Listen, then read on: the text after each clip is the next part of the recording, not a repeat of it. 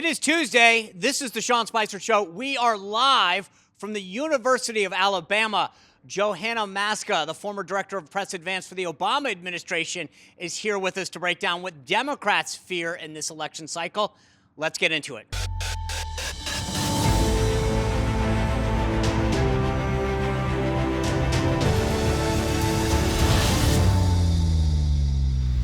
All right, good Tuesday. If you are listening to the audio version of this, do me a huge favor. Go over to YouTube or Rumble and check out the audio. Go to the first tonight at 7 o'clock, channel 347 on DirecTV. What an amazing set we have here at the University of Alabama, the site of tomorrow's fourth Republican debate. Four candidates set to take the stage. Governor Ron DeSantis, Governor Nikki Haley, entrepreneur Vivek Ramaswamy, and Chris Christie creeping in at the last second with a last-minute poll that got him on the stage. So four candidates, three moderators are going to face off tomorrow night on News Nation. So you can watch it on News Nation. I'll be doing pre- and post-game analysis off on the set. Please tune in and check this out. But we're here all week with a guest of insiders, a set of insiders, and all sorts of people to bring you the latest of what's happening. But let me kind of break down for you what the latest scuttle is right now. There are reports that this will be the last sanctioned debate. The last sanctioned debate. Does that mean there'll be no more debates? No, it doesn't. There'll be plenty more debates. In fact, I think this is a bad sign.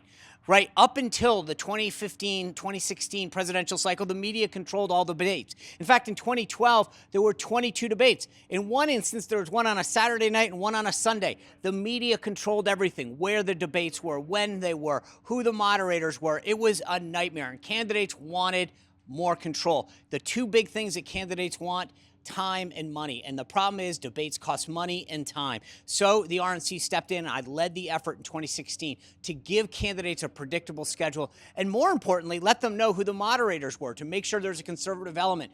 If the RNC does as rumors suggest, get out of the business, don't think that CNN and the New York Times and ABC will get out of the debates. No, in fact, there's going to be a ton of them. They will just start announcing debates. They'll want to do one-offs. DeSantis versus Haley in New Hampshire, so-and-so versus so-and-so in Iowa or South Carolina. The candidates will lose control of everything, and it'll all go back to the media.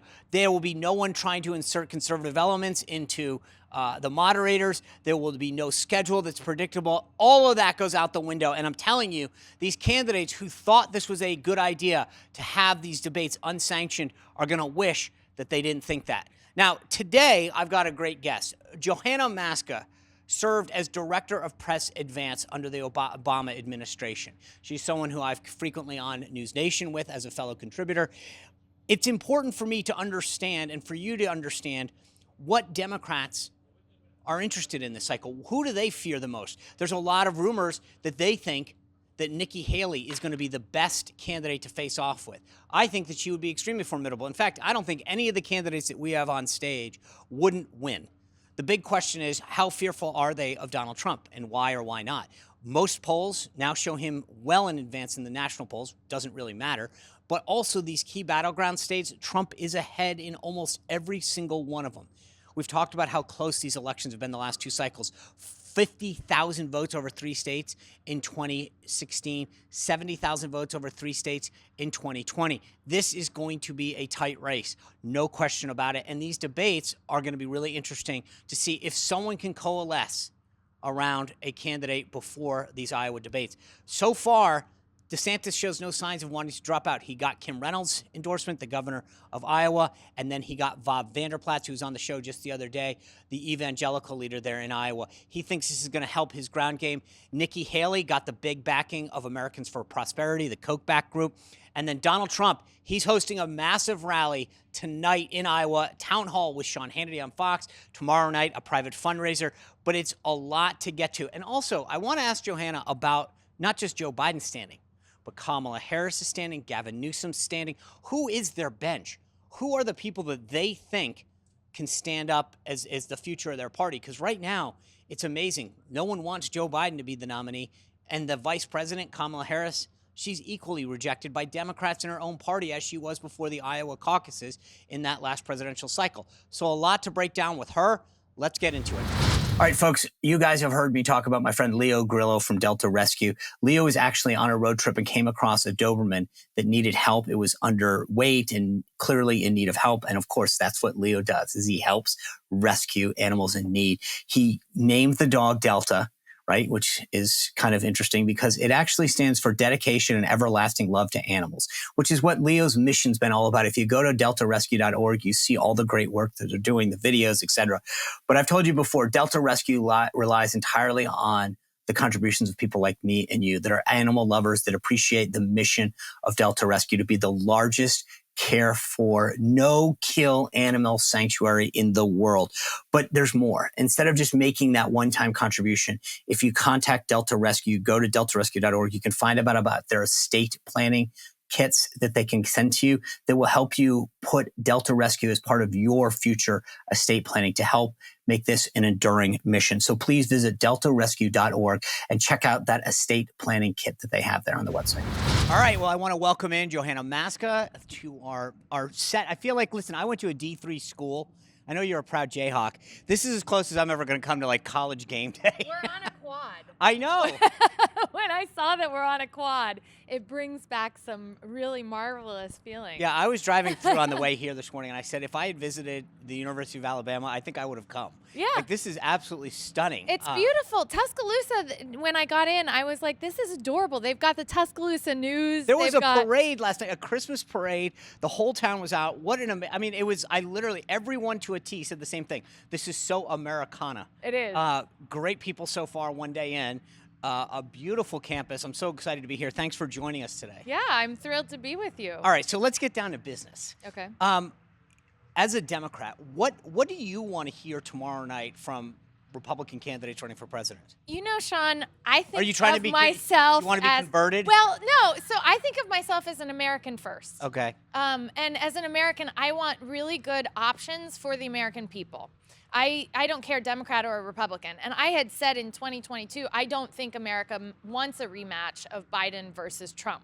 So I am looking for who's going to shine. I mean, I was looking at your guys' candidates, and you've got governors who have governed states of 20 million people, of 5 million people, of 9 million people. You know, on the Democratic side, unfortunately, we don't have a Yeah, very I do. I want to robust talk about that in a primary. little bit, but I appreciate you acknowledging the depth of the bench because I do want to get to that in a little bit. Yeah. But in all honesty, because I mean, you brought this, is there any scenario that you could see you voting for any of those candidates over if Joe Biden was the nominee? I am secretly rooting for Nikki Haley. But when you say secretly rooting for, because you could see yourself in a scenario, could you ever vote for Nikki Haley? She could unify the country. Fair enough. I get, but that's not what I'm asking. Could you personally say that there's a scenario? The things that would hold me back from that is how is she going to handle our financial situation? We're in a ton of debt. She's telling the truth. Right. But is she going to be such a fiscal hawk that we drive ourselves into a recession? That worries me. I think we're doing a pretty good job at it. I mean, look, it's terrible. The world is facing inflation, but so far, Americans are still feeling good. They're buying things on Black Friday. Now, I worry about that with Nikki Haley. I think on foreign policy, it's interesting to hear her perspective. She has been at the UN, and so she has dealt with foreign leaders. I don't always agree with a policy such as she will say, we need to cut off all aid to certain countries that don't respect certain areas. And one of my issues with that is sometimes the aid that we're giving is actually aid to prevent health issues from getting to America. So I have some questions there.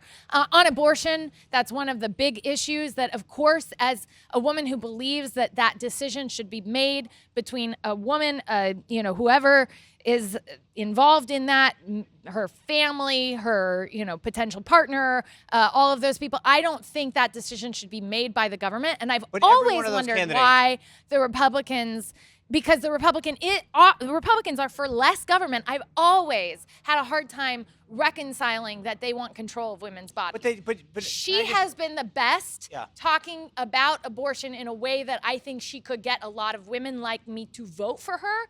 But I don't know that that's going to be enough for me. Yeah. So before we go, because I don't want to go down an issue rabbit hole right now, but I will say that I think a lot of times people bring that up. Republicans want less government, yet they stand. I don't. I think if you acknowledge that there's a life, then you have to protect it. That's fundamental to those of us who believe in life. So I guess my question is always like the sperm that has fertilized this egg that has not yet come to fruition. And my husband and I suffered a very public miscarriage, so we know what that can be like. You know, if we want to go down that rabbit hole, then we shouldn't allow vasectomies. We shouldn't allow, you know, and I just think that Americans in general don't want the government involved in their bedroom. Yes, when there is a life, when there is something that is, you know, born, there is no question. So, I am a mother, and the best thing I've ever done is welcome my child into my life. But here's my issue. People on the left often talk about science. And I think when you can talk about viability of a life, then which is what Roe was. Roe was protection until viability, and it was thrown out. And now we're talking about a 6-week ban with DeSantis. And what it is it's sending something back to the states to make decisions. This is the problem with Republicans right now. They don't have the message. No, I agree. I agree with you on that. That this has been a mess. I am a firm believer that we, for decades, talked about the fact that this was a decision best left to the states. We are a party of less government at the federal level, more states, 10th Amendment kind of party. So I get it. And I think that's where Republicans have screwed up this debate.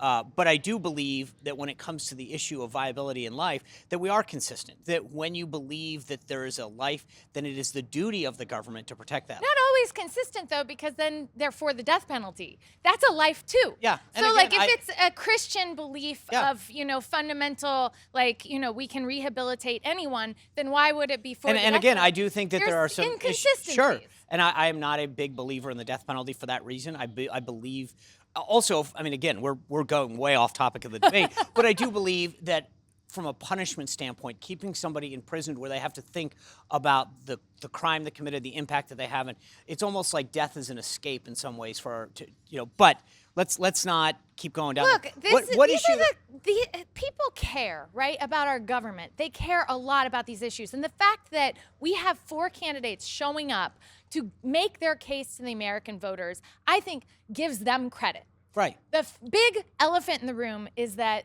the Republican Party frontrunner is not there. So if you were advising the Trump campaign, would you tell Donald Trump to show up? Yes. Why? Yes, because at this point, he is looking arrogant. He is looking like, look, I worked against Hillary Clinton with Barack Obama, and I saw arrogance and how that is viewed by the electorate. Sure. They don't like an arrogant candidate. But the polls, and again, I'm not going all in on the polls, but if Trump were behind, I'd say, okay, dude, something's not working. But this is the problem with polls. They don't vote. Sure, I agree. And I think this is why Iowa is going to be everything. But I do think that there is something to be said. Look at Chris Christie. I mean, with all due respect, he barely made the stage at the last minute through a last-minute poll. If I'm Donald Trump and you know that all 4 of them, well, 3, not Vivek, are basically going to make this against you as opposed to their vision, why show up? What do you have to gain? I don't think that they would. I don't think you my could God, take that bet. They have to. But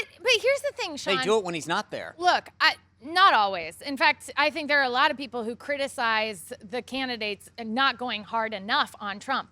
I think the American voters deserve to hear from Donald Trump in a setting where there are other candidates before it's a one-on-one contest. Is there anything that you think that you would learn about Donald Trump if he shows up at the debate? Yes, I would, because look, I said when Donald Trump won the election, when you guys won, I was very alone. Well, no, I actually predicted it, and I was very alone in what I was saying, because I was saying I'm going to root for the President of the United States. Right. I didn't know anything with you. Right. I didn't know anything about his policy because he hadn't been a Republican until he ran under the Republican umbrella. I didn't know what he was going to do.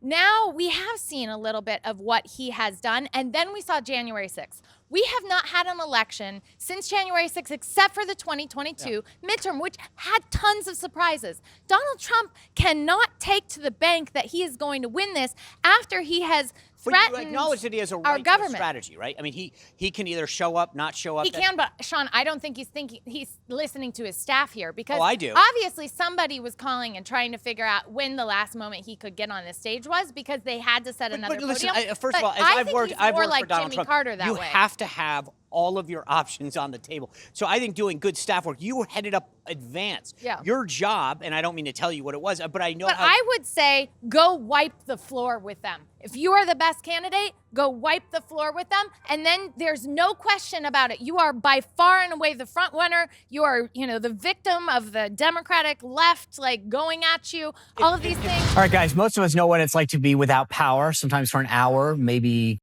a day, a couple days after a natural disaster, a hurricane, a windstorm, whatever. But now national security experts are warning that our power grid is more vulnerable than ever. And they've identified 9 key substations, which if attacked, they're saying we could lose power for months. That's why having your own solar power is more important than ever. So I recommend the Patriot Power Generator, which is a solar generator that you don't have to install in your house. It's portable. You can take it with you. You can use it inside your house.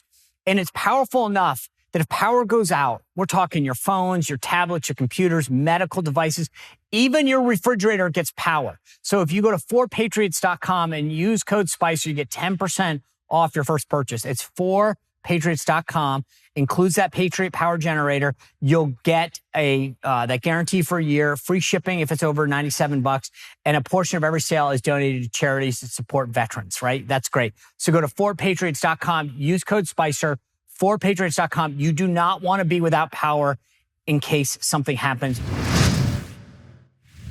Trump's the nominee. Do you agree that that's right now, even the battleground polls have him ahead of Biden, right?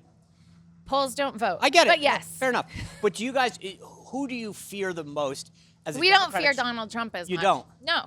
The truth is, I think Democrats are rooting for Donald Trump. Many Democrats are rooting for Donald Trump. I don't. Don't you think that's weird? I always think that's I think it's terrible. Right. So and I want to change this mindset. You and I have talked about this. I want to change this mindset of the resist. Right? I want us to figure out collaboration for our government and for us to remain the dominant force worldwide, because I believe there is no place greater than the United States of America for the freedoms that we enjoy. However, this mindset of we need to win, let's have the weaker candidate exists with both parties in too many cases. So who would you, I don't think fear is the right word, but if you were like looking from the Biden campaign, do you really worry more about Nikki Haley than you do about Donald Trump? Yes. And I said at our 15-year anniversary with President Obama, of all of us who got him elected, I was making the argument that I think Nikki Haley should win the nomination because she's telling the truth. She's a good candidate. And Democrats said to me, she'll be tougher to beat. And I said, yes, I do. Having a woman, a minority one, I mean, that would be a much harder. And not even just that, Sean. If you look at, and we know, Arizona and Pennsylvania, I know the areas polls you don't need vote. these women, they would vote for Nikki Haley. But I know we say the polls don't vote, and you and I are on the same page with that. But it's funny, in a lot of the head-to-head matchups, Trump actually is now doing better than Haley. See, again, this is a poll someone calls. I get it. I just, when you actually put Donald Trump, by not coming to any of these debates, he's doing his own thing. Right. He's not getting all the spotlight. So all of the crazy things that he's saying, whether it's going after his own former staffers. Maybe that's actually good. If you're play devil's advocate for a second, if you think he's going to come say crazy things, right? Maybe it is better that he's not here putting himself at risk of saying something that would advantage. Well, then what are you going to do when it's him against Biden? I mean, I'm not worried about. But here's the thing about Joe Biden. Like, I can hear, again, I said I didn't want it to be a Biden v. Trump. You want to get rid of the debt. You have make that presidential debates pay-per-view. And look, we would literally, in the advanced world. We would make so much money. In the advanced world, we would have like all of the crazy things that Biden has said, his gaffes or whatever, on our walls. Like, it was just That's a lot of walls. It was always fun. But Joe Biden, as president, has not told anyone to drink bleach to cure a pandemic, He has. Okay. He has. If you want to he put on has- the list of things that he has said. not said much to the American people, which is a whole other Right. problem. But, you know, he's a more controlled presence. And so if Americans he's- have the choice between predictable and completely unpredictable, I So let me ask suspect you this. most of What- them are what going to would go you grade- predictable. What would you? I know Gavin Newsom got asked this the other night. Oh, yeah. What would you grade the Biden administration overall? They've had some wins that are underestimated, But that's- including infrastructure and, you know, in terms of, I thought the Go, give me a Inflation grade. Reduction Act, Let's start with a grade. a B. Okay. A And B. what would? Okay, so Because you- they're too reactionary. They're not thinking in advance enough. Now, look, they came into office. They're catching up with a lot of things that were done to basically, you know, limit the size of government, which means that if you are going to take on asylum cases or anything like that, as we both know, you actually need people to let take me- those things on. Let me play a game with you. Like 30 seconds, right? I'm going to tell you why Joe Biden shouldn't be reelected, and then you get 30 seconds to tell me why he should. Okay? And we Okay. go either way. All right. I would just say, in the 4 years prior to Joe Biden being elected, our foreign policy was at bay. Iran wasn't provocative. North Korea wasn't provocative. China wasn't doing what they are in the sea. Russia hadn't annexed a piece of land under Putin for the first time in an administration. Domestically, our border was under control. The unemployment was at historic lows. Inflation was tamed. Gas prices were down. All of that is gone after Trump left office and in 2.5 years of Biden. Go. When the Biden administration took over, it was after 4 years of Trump. And look, Okay. we gave him 8 years of a data-based economy. We had inherited a financial crisis, turned it into a data-based economy. He gave that an injection by doing a massive tax reduction for the top wealthiest 1%. That gave a sugar high to our economy that then they spent more money than we have spent in Ukraine on PPP fraud during the pandemic. It was completely mismanaged, and now we're facing massive inflation worldwide. And I would say the Biden administration has tried very hard to make government work for the American people. And I would say if we go back to the Trump era, we are just, I don't even know what to predict, but I worry that right now, most of his former staff aren't going to work for him. Nobody, I don't even know Okay, who's but going do to you work understand- here's in my that point. administration. I can sit here and tell you domestically and internationally why there's a contrast that should reelect Donald Trump or whomever. But let's talk about what do you- international Okay, but issues. hold on. Just I want to know, as a Democrat, when you get asked from somebody who might say, "Hey, Johanna, I know you've been in the game. Why should I vote for Joe Biden?" What is it that you tell them? One, consistency. We want to see growth, long-term growth. We want government that works. We You want. think government's working? I think that they are trying very hard. No, Okay, I do. Largely, it's working, right, Sean? No, it's not. Why? I don't feel any sense of confidence in what our government is doing Why? at any level. Name one agency, one department, one program that's working well. I don't know. What are your examples that they don't work well? The post office, the IRS, HHS, DOD, state. So these are all agencies that we all have control of, you know? And this is what I would But what say I'm saying is there's nothing in government that I can point to that's working well. how is that the case? We have, this is the problem No, with, but just when name I one. hear this of conservatives and then when they're in office, it's all working great and America No, is it's great not. again. I don't think it's working But this great. is the problem, right? Is that we underestimate what we take for granted. Our police forces work. Yes, Our they do. There's schools none of that's controlled by work. the federal government. Our systems work. We can improve them. And I agree with you on the post office. I want the mail carriers to actually look at our address and deliver our stuff to the right address. And we should change some things like But what I'm saying union is- reform and some things like But that. But that does not mean we get rid of government. And that is my but fear with that's the not Trump what I said. I didn't say administration. get rid of government. And I agree. Look, I just think that it's not working well. And But then we improve it. Okay, but that's my point, is tell me something in the past almost 3 years since Joe Biden's been in office that's working better than the day he Joe started. Biden had to turn back on the operations that you guys completely decimated the State Department. Like most Trump, departments. he's the one that's cutting the wire. He down was in Texas. cutting. No, Rick, for example, I mean, let's just take the southern border. Right now, Joe Biden's administration cut wire put up by the state of Texas is taking away the buoys in the river. No They are- one should cut wire. But let's be honest that a wall is a false sense of security. And we saw that with what happened in Israel. And this notion that we were going to have a wall and it rockets was going, over and it was from going, Mexico. Thank God. But this notion that we were going to have a wall and that was going to protect America was always a false, it was gamesmanship. No, it's not one thing though. But we again, need I go back to the comprehensive idea. immigration reform because we actually need immigrants But you in our understand, communities. to me right now, the idea that we are having to negotiate about keeping the southern border secure. But right? it's not going to be negotiation. The Biden administration, day one, put together a comprehensive plan, and I agree, border security is essential to that this plan. Shouldn't be the but idea. now that, we're just going to do border security yes, from asylum. the first thing that you should do is make sure that it's secure before you start letting more and more people in. Is to say, is it secure? Do we have a system? But right now we're letting. You have to do both, though, Sean, because the problem with our system is Trump showed that like, you can do remain in Mexico. But all these it's like policies. you're putting everybody on a bus, and there's no clear lines because there's not a comprehensive immigration plan that gives people an easy but the first thing you way do is to put, apply for all First of all, these if you're going to things. use the example, then I would say the first thing you do is make sure there's a line down the road to make sure which way the bus flows. We need to know what the rules are to get on that bus. No, you and don't. we need a line. Because that's the problem. Is that Why? when What you- if we have a line and we have no rules? It's chaos. Because before you start letting people on the bus, you need to make sure that you have the streets secure and that you know which way everything flows. People are just going to get angry waiting there for that bus. Sure, it's not but my point is that this is not. You're talking about people who want to come into the United States.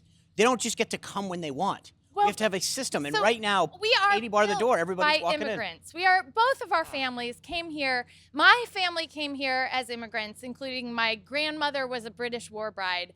And the way that they got in this country at the time of Ellis Island and everything, you came, and if you weren't sick, you got in. So, this whole notion that there have always been this big vetting procedure, but the there have bottom line is not. right now we know through this administration's own statistics that people on the terrorist watch list are and coming that into the country. is why I would and say at the very there least, should be a vetting system. Yes. We have ways and now. they can do that right now. They don't need Congress. We can look at people, if they have a phone, they've got a lot in that phone. We can look at their digital health. Sure. We could do this, Sean, together, and this is why I'm That's saying my point. this They notion. they don't need Republicans. They can do this right now today with no one. And that's No, the they problem. can't. Of The course they Democrats? can. Absolutely. How? The Republicans own the House. CBP and ICE could start as the implementing- whole McCarthy madness showed us, the Republicans have supposed you don't control need, of the House. ICE and CBP can control the border right now with the tools that they have. Not altogether, because as you know, having been in an administration, everybody will have a lawsuit against Sure, but my whatever point is, you're doing look, to enforce. Trump did remain in Mexico. All of these other And policies, how many lawsuits and how many various but how much- protests. so fine. So I would rather have Remain in 100 lawsuits Mexico- than 2 dead Americans. But Remain in Mexico has just made the problem, again, just larger on our southern border on the other side of Mexico. It hasn't solved the problem. If we want to look at this, we are the dominant force in the world, and I love America. When America is at its best, we are more fair, we are more just, but we need to figure out, okay, what does this look like? Because as we know, this is just going Do to you get think worse. that the border is like right now? Alejandro Mayorkas, the Secretary of Health and of Homeland Security, all of the Vice President, Corinne Jean-Pierre, have all said the border is secure. I do not think our country is secure right now. I think that we've got too many people in this country who also do not have citizenship and have been here for 20 years, and they are at risk because they are here illegally. Right. And because of that, we've got kids who have grown up here their entire life. If we sent them back to that country, they wouldn't even know what to do. There are so many areas where we could make progress if we just didn't resist each other. I don't think that the Biden administration has said that enough. Instead, they've gone into the partisan corners so you and went they've there, talked about, the MAGA extremism, and that I have a problem So with. here's All right, folks, in this day and age, being prepared for unexpected health challenges is more important than ever. And that's where Contingency Medical comes in. They can provide you with access to emergency packs of antibiotics for ordinary ailments. We're talking urinary tract infections, ear infections, strep throat, and so much more. We're talking about common antibiotics that treat hundreds of additional infections. Contingency Medical even has symptom management medicines from everything from nausea to diarrhea to motion sickness, ensuring you're up to the task even if you're not feeling your best. I've got some free samples of their Ready Pack Plus. I feel if I'm getting worn down or something's coming on, I just take one of their packs. So Contingency Medical also provides access to board-certified physicians for guidance on safe and effective treatments. Plus, your prescriptions are shipped from a licensed pharmacy, so you know you're receiving quality care from the time you order to the time that it arrives in your home. Contingency Medical also offers free shipping on all packs.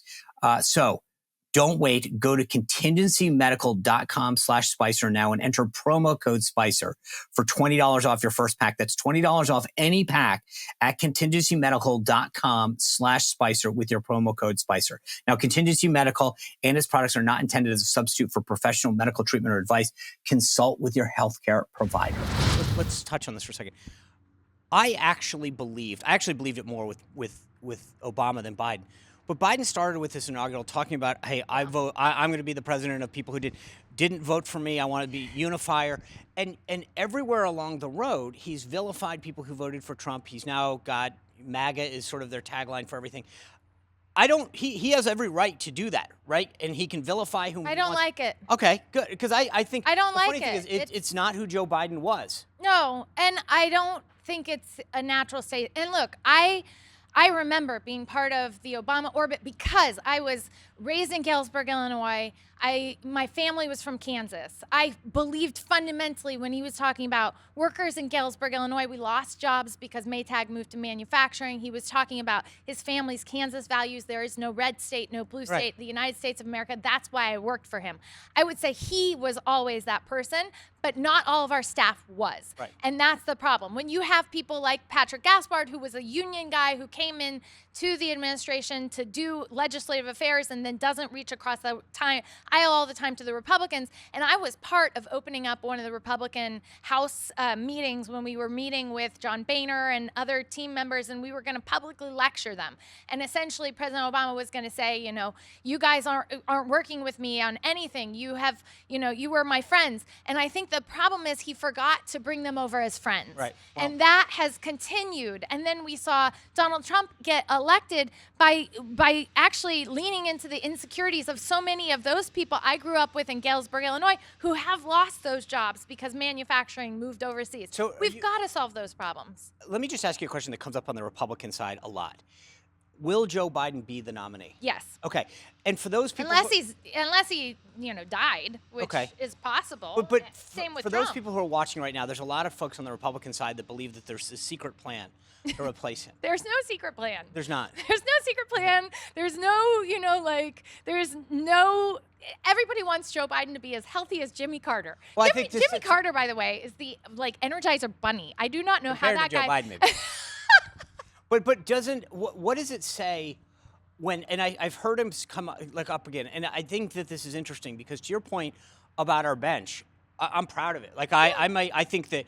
I think we have a bench we're not showing off. Okay, what bench? Gretchen Whitmer. Okay. Wes Moore. Okay. Gavin, he talks pretty. But let's talk. I mean, Wes Moore, I think with time and grade, he's the Maryland governor, veteran. I think very, very well spoken, sharp guy. I'm impressed by him. Yeah. But doesn't it say a lot? Like I look right now at the bench and I'm thinking to myself, when you talk about we're all praying for Joe Biden's health, I think there's a bipartisan agreement on that because the thing that's interesting to me, people I think largely get vice presidents wrong. They don't help them win elections. I mean, you go back through history, it's not how it works. But they do fill a weak spot, right? So if you think about it, George H.W. Bush picks Quayle to add a youth element to him.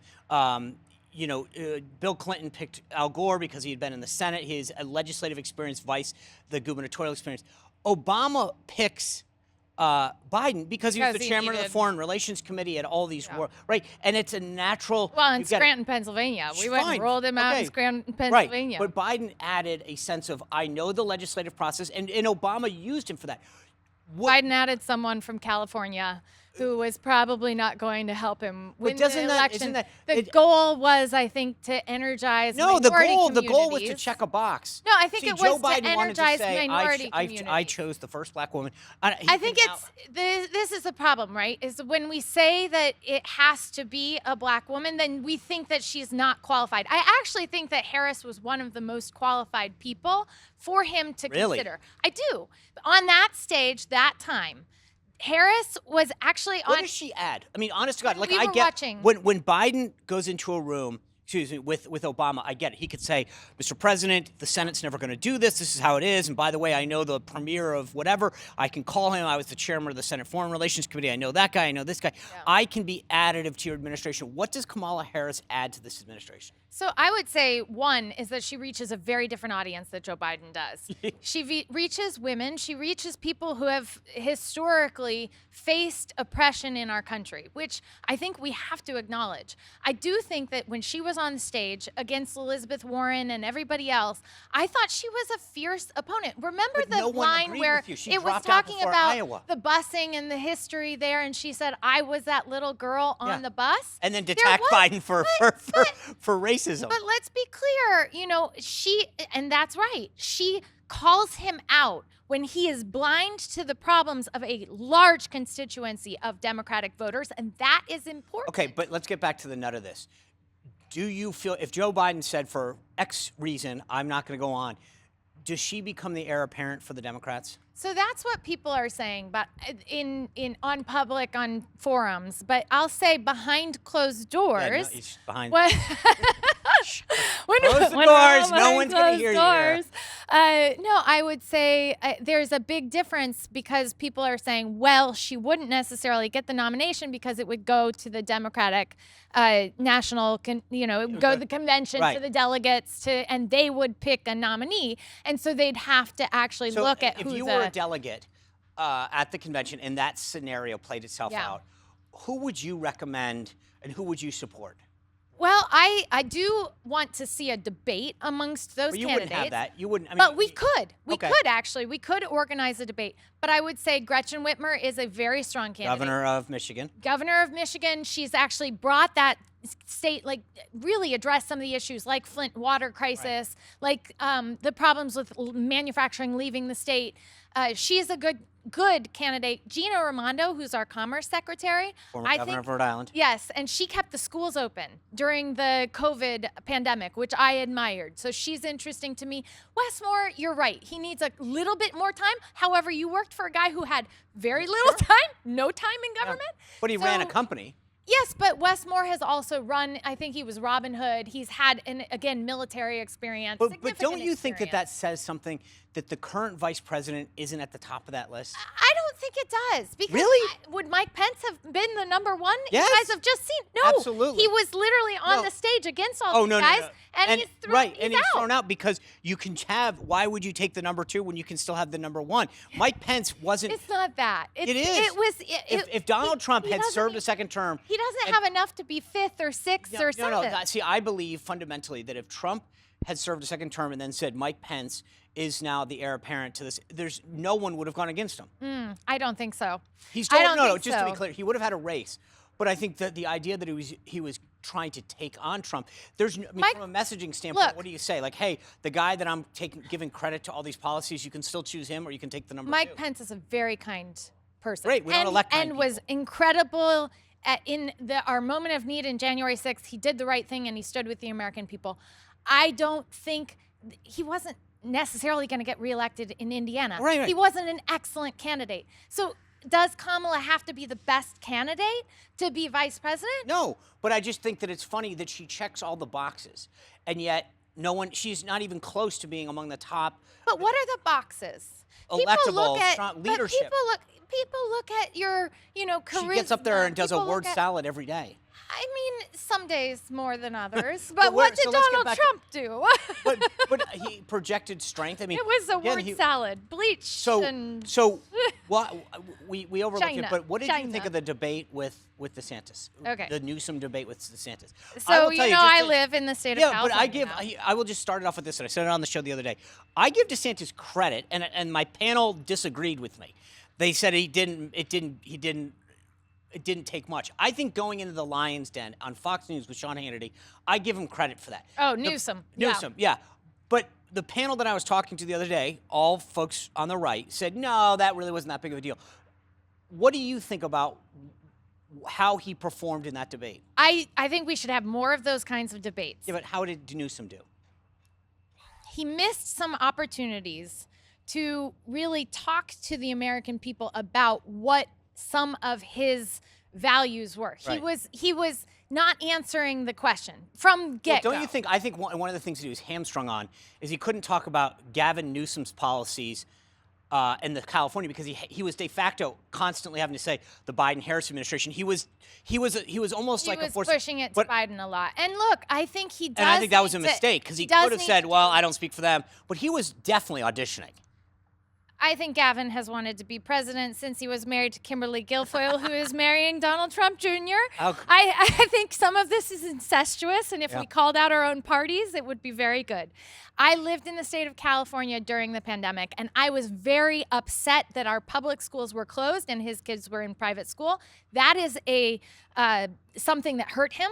I think small businesses were hurting. The person who was in charge of the Small Business Administration in California, Lenny Mendoza or something his name was, he left and they didn't quickly replace him. There was not enough outreach to the communities in need during the pandemic. I think it was not as well handled as it could have been.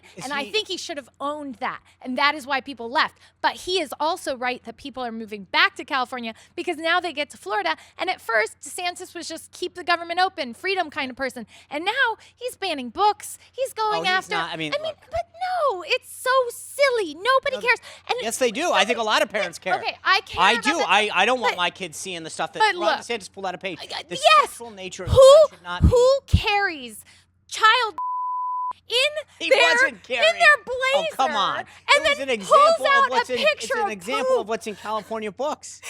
I live in California. My son has never seen any of this stuff. Okay, good for you. Good. I'm glad he hasn't. He shouldn't. No. He shouldn't. But look, the public schools private schools, I can't speak to. I think private schools have gone so woke. That's where Gavin's kids go. They've gone so woke in some cases that, God only knows. But in public schools, we have parents' rights. He was right on that stage. And in some of our communities, the nominee? Do you think we are very much, he talks pretty. I think he talks. I feel like he's like a taller Bill Clinton. He also has hair. a better resting face than DeSantis did. Poor DeSantis, it was like, I felt like again, obviously it doesn't make sense for me. One last question for you, because I think when it comes to, we're having so much fun. I know, but unfortunately the sponsors only pay for so much. There is a lot of people on the right, going back to my secret plans and stuff that you pull out of your jacket, that Michelle Obama is going to. I don't have there. I have nothing in my pocket. Weird. This is a rental. I'm kidding. But there is a secret plan that Michelle Obama ends up the nominee. Okay, she doesn't want to. Thank you. She does not want to. We agree. I am so tired of folks on the right claiming because of the rules, the process, and then to your point, this woman, from everything that I've seen from the outside, has no desire. No interest. Right. I rode in minivans with her in the state of Iowa, all over the state. I've worked with Michelle Obama for years. There is no part of her that wants to be president of the United States. I don't get why people on the right think that, because of the things that she has said. I think, frankly, if I were that, they've got the greatest life afterwards. They sit around and collect big checks from Netflix. Literally. And go to Nantucket and Hawaii. I mean, who does? Why would you want to be president again? Which leads me back to Donald Trump. Why is he doing this? Because he believes in it. Okay. I think he believes in himself and he doesn't want to be the loser. And the problem is he's not showing up tonight. And so to me, that makes him the loser. I think candidates. I thought we were going to end on a bipartisan note about Michelle Obama. All right, Johanna, this has been fun. If Michelle Obama was running, I would make sure she showed up to a debate. Well, see, now you're going backwards. Just so we're clear, she's not running. She won't be the nominee. Yes. Hey, thanks for being here and doing our college game day. Hey, this is fun. Yeah, I know. You should see how much this is costing. Anyway, thank you guys for joining us. We'll be back tomorrow. Please continue to subscribe. Apple, Spotify, go to YouTube and Rumble. Hit that subscription button. Remember, you can always text me, 571-441-4991. We'll be back here tomorrow. Looking forward to a great debate day show. Thanks for joining us.